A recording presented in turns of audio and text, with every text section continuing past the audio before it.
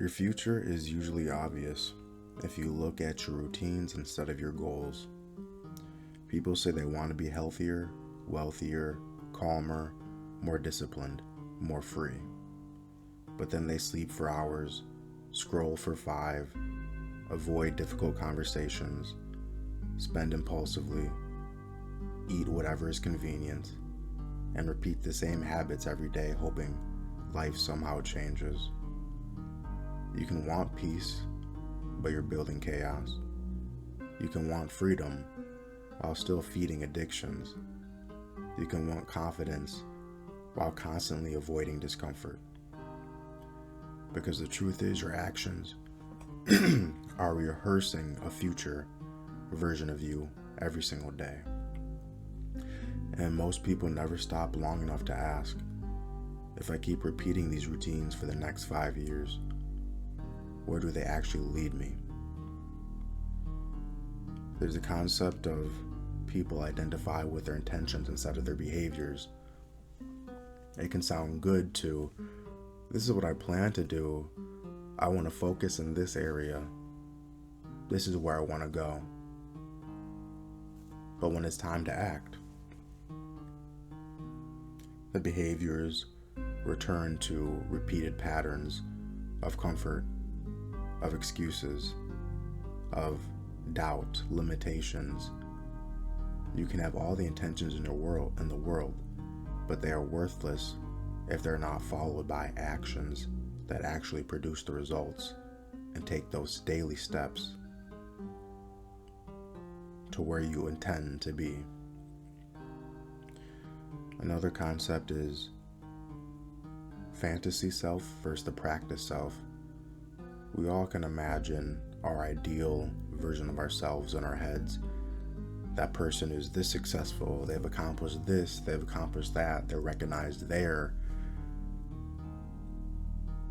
But that's an illusion.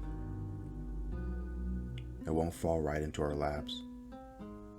Life won't magically transform us overnight and we wake up feeling accomplished. But that practice self is not beautiful. It's not appealing when we look at the behind the scenes of what it takes to get to where we want to be. That's where all the excuses and the doubts begin to surface. I don't have time, I don't have energy, I don't know how. Therefore, we idealize or idolize the fantasy self more than committing to the practice self. Because the fantasy self, those are when the highlights are often shown. For those moments, those pictures, those curated videos.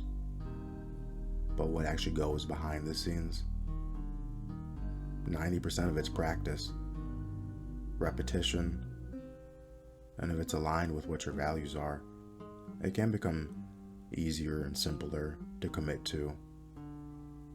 But if we're committed and just want that final version without going through the work, chances are we'll never step on that path that will get us there. Another concept is repetition shapes identity more than motivation. Motivation can be very fleeting. You can feel very motivated.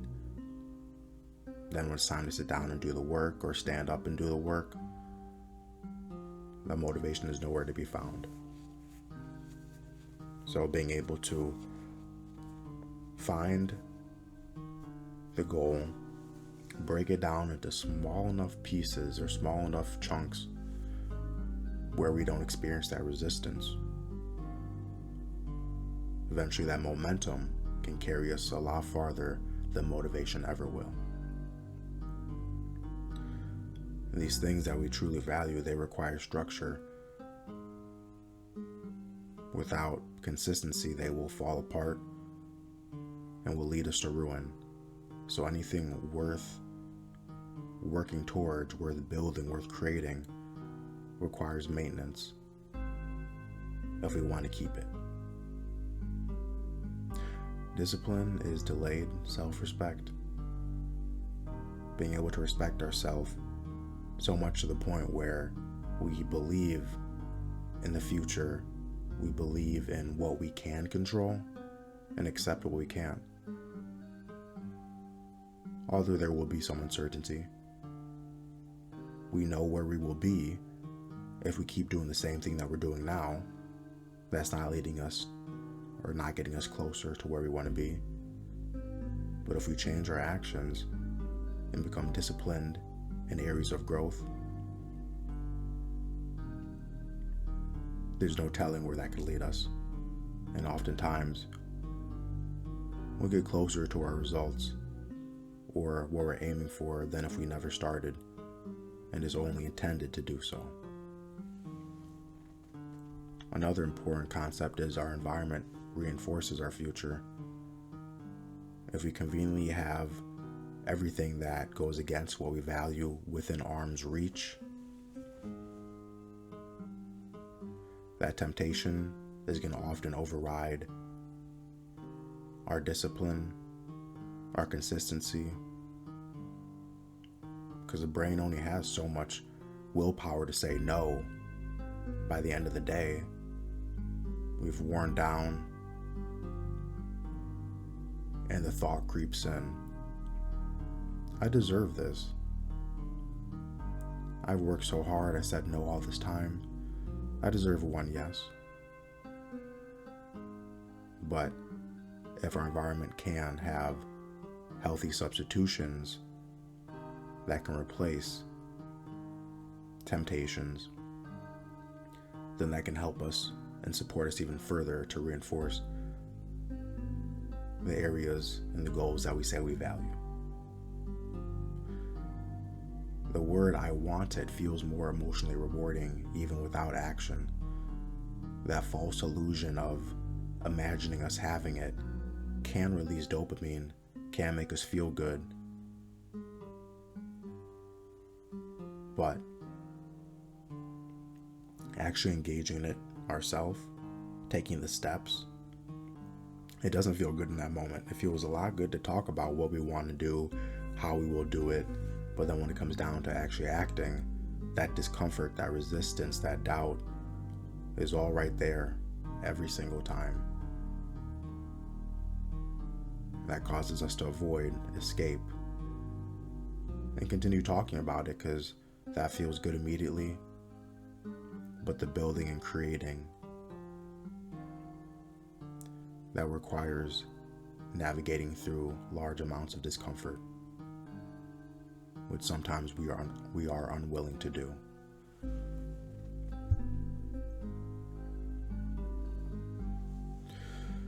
Avoidance is also a routine. Whenever we experience something that's uncomfortable, we often have distractions readily available to escape to.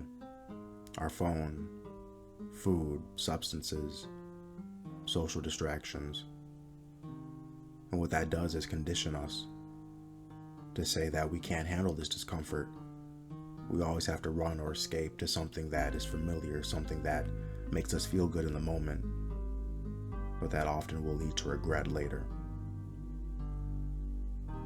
So, we can avoid, we can resist, we can doubt, and it becomes easier and easier to do so as it reinforces us physically and mentally, saying that we can't handle what it takes to grow and to change.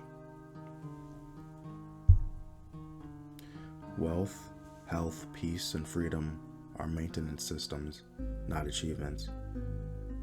All these things, these lifestyles are a path. They're not a destination.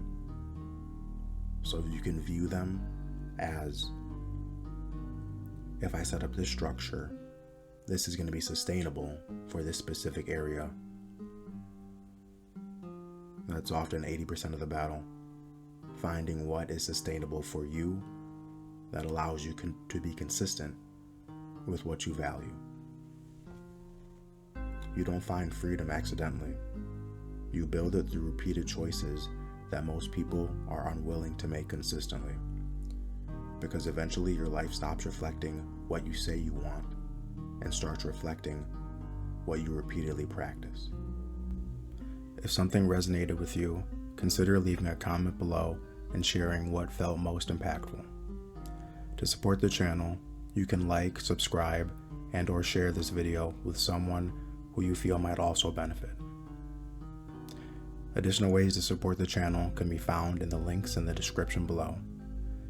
You will also find a link to my website, cravingfreedom.com, where you can access my ebooks. On the website, you can also find descriptions of what to expect from the ebooks. And if you feel ready to commit to your path towards freedom and are seeking in-depth guidance and support, consider applying for one-on-one coaching. Answers to frequently asked questions can also be found on the website. Thank you for your time.